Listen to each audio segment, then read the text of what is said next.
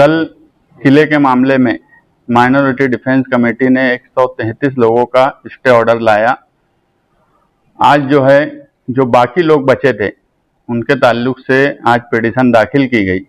कल जो है साजिद अब्दुल रशीद मुकादम, उन्होंने हमसे कांटेक्ट किया और कहा कि यार तुम्हारा वकील दो और इसमें क्या हमारी मदद कर सकते। तो आसिफ शेख साहब और मेरी बात हुई कि मुखालिफ भी हो तो वो लोगों के घर हैं और किसी के घर पे आज नहीं आना चाहिए।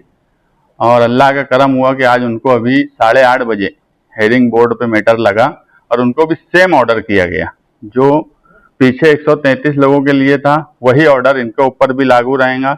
17 जून तक इनको भी स्टे दे दिया गया है कि कुछ भी डिमोलिश नहीं करना। हम लोग वर्चुअल हेयरिंग में भी हाजिर थे और कल जब साजिद रशीद मुकादम ने और जावेद अब्दुल सत्तार इन्होंने हमसे कांटेक्ट किया तो क्या पेपर बनाना है, कैसे बनाना है, हम रात में भी उनको बताए, सुबह हमारे वकील को भी बोले, हमारी लीगल टीम थी। हम इस मामले में सियासत से उठकर उनके लिए कोशिश किए और काम किए और अल्लाह का करम है कि उन लोगों को भी स्टे मिल गया। अब आगे की लड़ाई सबकी हम लोग एक साथ लड़ेंगे और कोशिश करेंगे कि आगे भी हमें इंसाफ मिले। मैं एक बात आप लोगों को साफ बोल दूं, मालेगांव शहर की आवाम को, कि इस मामले में अव्वल दिन से माइनॉरिटी डिफेंस कमेटी जो है वो लीगल कार्रवाई की तरफ जा रही थी। आज अगर कल स्टे नहीं लाए होते, इससे पहले भी हमको स्टे मिला हुआ था, अगर ये बात मौजूदा एमएलए समझ लेते तो आज जितनी जल्दी करना पड़ा ये सब की नौबत नहीं आई होती। कानून को समझना चाहिए, लेकिन हमने सबकी मदद की, हमने कोई सियासत नहीं की। हमसे जो कल से उन्होंने हमसे मांगा, पेपर वर्क, वकील, ये वो हमने सब कुछ करा उनके लिए और सबके लिए कोशिश करना ही जरूरी था, क्योंकि वहाँ के हालात, आज मैं दिन में गया था, औरतें बच्चे एक आस से देख रहे थे और लोग दुआ भी उनके लिए कर रहे थे।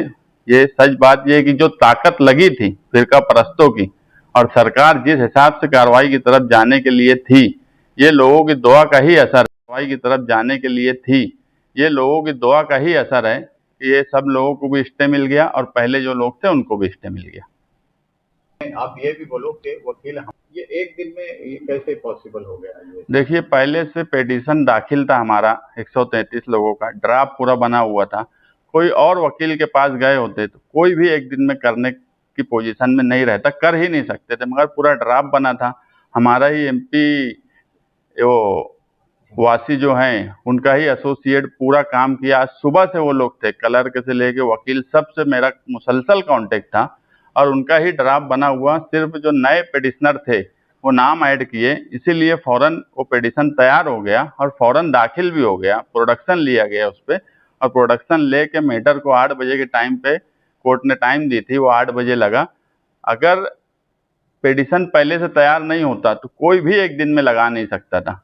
ये कोशिश हमने की और ईमानदाराना कोशिश की। इसके ऊपर क्रिकेट की भी मतलब सियासत शुरू हो जाएगी। देखिए, पूरे शहर को मालूम है कि अव्वल दिन से कौन इसमें कोशिश कर रहा था और आप लोगों को भी मालूम है, अगर कोर्ट हम नहीं जाते तो कुछ हासिल होने वाला नहीं था। आप भी देख लो प्रशासन डिपार्टमेंट किस तरीके से कोशिश कर रहा है। अगर इस तरीके से कोर्ट में नहीं गए होते तो कुछ हासिल नहीं होता। पूरे शहर को मालूम है, माइनॉरिटी डिफेंस कमेटी की तरफ से आसिफ शेख साहब, मैं, हम ही लोग कोशिश कर रहे हैं और आज भी जो है ये लोग हमारे खिलाफ के लोग हैं, मगर उसके बाद भी उन्होंने हमसे मदद मांगी तो हमने हमारी लीगल टीम दी। हमने क्या पेपर बनेंगे रात में उनको व्हाट्सएप पे भेजा, वो सब स्क्रीनशॉट है हमारे पास। तो क्रेडिट की लड़ाई, मैं कल दिन में साजिद अब्दुल रशीद मुकादम को कई बार फ़ोन किया था मगर वो फ़ोन नहीं उठा रहे थे। रात में जब 12 बजे वो फ़ोन किए तो मैंने ही उनको बोला कि कैसे कैसे पेपर बनाना है और कैसा, जब उन्होंने लिस्ट भेजी थी उसमें कुछ गलती थी तो फिर मैंने उनको पेपर भेजा कि इस तरीके से बनाओ ताकि वो सबमिट हो जाए। तो उन्होंने उस तरीके से बनाया। बोलने का मतलब ये है कि मुखालिफ होने के बाद भी लोगों के घर का सवाल था, हमने कोई सियासत नहीं की, उनकी मदद की और ये पूरा शहर जानता है। अभी बस्ती वहाँ के लोग खाली कर रहे हैं, उन लोगों से क्या अपील करेंगे? 17 जून तक तो कोई टेंशन नहीं है। 17 जून तक स्ट्रक्चर को हाथ नहीं लगाना बोल दिया गया है, तो अभी फिलहाल तो बस्ती खाली करने की कोई ज़रूरत नहीं है।